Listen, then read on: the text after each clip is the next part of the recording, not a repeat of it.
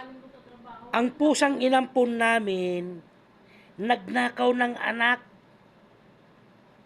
Saan niya kaya kinuha? Tingnan mo naman ang pinoprotektahan niya talaga.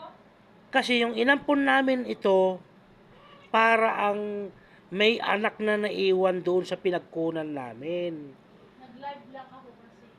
Ngayon, nandito na sa bahay, nag-uwi siya ng kuting. Ayan o.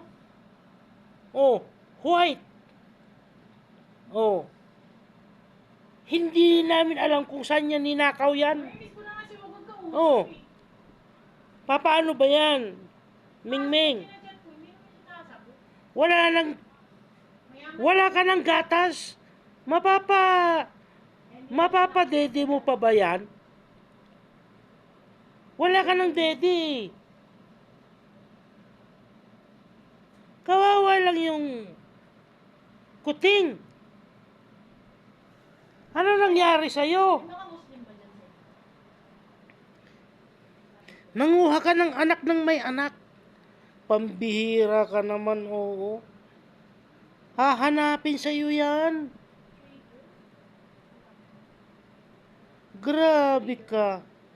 Dinala mo pa dito sa bahay talaga. Dinala mo pa sa akin. Anong gagawin ko dyan? Paano ko bubuhayin yan?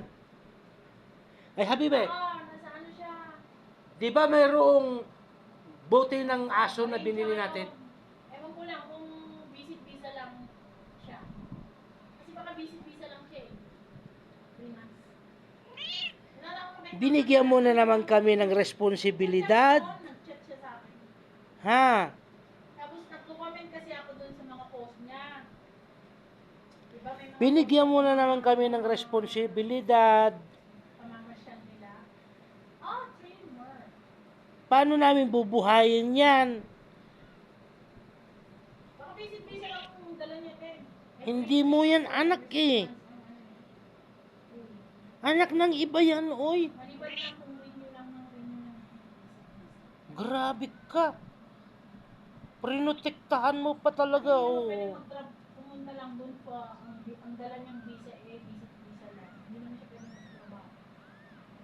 Otherwise, Bagong anak, oh. pupunan siya ng working visa dun. Pero, glad to see her nakarating siya. Grabe ka naman, Royal. Nag-uwi ka ng hindi mo anak. Bailan. 8 hours yata. Oh. Makasave ka sa kuting, hindi mo naman anak. Ano nangyayari sa'yo? Kala ko ginawa ng bahay ni Charles yun. Diba may asawa na si Nanguha ka ng anak ng may anak. Uy. Ay. Paano mo bubuhayin ito ngayon? Grabe ka, ah. Sino namamahala? Hindi na si Steve? Hmm. Sino namamahala tayo si Kuya Chang? Buhayin mo yan. Bahala ka, wala ka ng gatas. Tingnan mo kung may gatas yung dulo niya. Wala. Saan niya kinuha yan? Malay ko. Galing sa labas, di ba? Oo. As in talaga, puti. Hindi siya ang nanganak. Hindi. Wala namang ano dyan sa labas kami, be. Baka dyan sa bodega nga. Si Charles na. Bagay, okay na si Sir. Boss ano? O, saka mo iiwanan. Si Charles na. Kawawa naman. Ha? Huwag mong iiwan. Ibalik mo doon. Sa people you may na dumadaan sa ulo. Minsan tinitignan ko. Kaya lang naka-private yata siya. Grabe itong aming alaga ngayon. Nag-uwi ng hindi niya anak. Kasi nga, nung kinuha ni Habibi itong aming inampon na pusa, doon sa bahay ng amo niya. Ngayon, sumama naman itong pusa. Eh di sinakay ko sa kotse, Pagkatapos, Magkalapit lang pa. yun pala, may anak, ialayo ng bahay. Ano lang yata. Hindi na namin siya naibalik. Okay. Saan tayo sa inyo? Napansin na lang namin na parang nanganak siya, pero malaki pa ang tiyan. Kaya ang pagkakaalam namin, buntis siya. Pero nung mga may isang linggo na, napansin namin na laylay ang dede. So, ang pagkakaintindi namin ay nakapanganak na siya, pero malaki ang tiyan. Kung ibabalik pa namin ka ito, Kumusta ka na? wala na, patay na yung mga anak niya dahil may isang linggo na eh. Ngayon, may nanganak siguro dyan sa bodega namin. Sa Lancaster pa na kayo? Nandun siya nag-aaliw-aliw dyan sa bodega. Practice ng doktor. Kinuha niya yung anak ng isang pusa. O, paano niya ngayon padididihin eh? Akala ko nasa May 3 Cardinal linggo na sa amin ito. Yun yung last na nakita May 3 ko. weeks na siya. Cardinal. Yung dede niya wala nang laman. Pero na-miss niya siguro yung mga anak niya. Kinuha niya yung anak ng ibang pusa. Inuwi niya ngayon dito sa bahay. O, ayan. Paano mo pa kakainin ngayon yan? Wala, baby. Ngayon mo yan, baka mamatayin pag hindi nakadugo.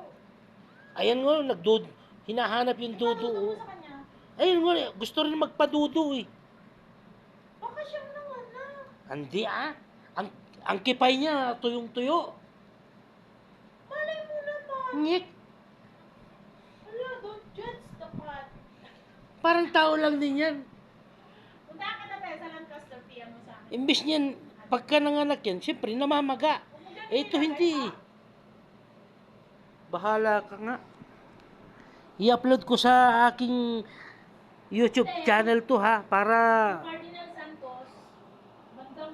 mayroon kayong makitang pusa na nagnakaw ng ibang anak. Kasi, Anak ng iba.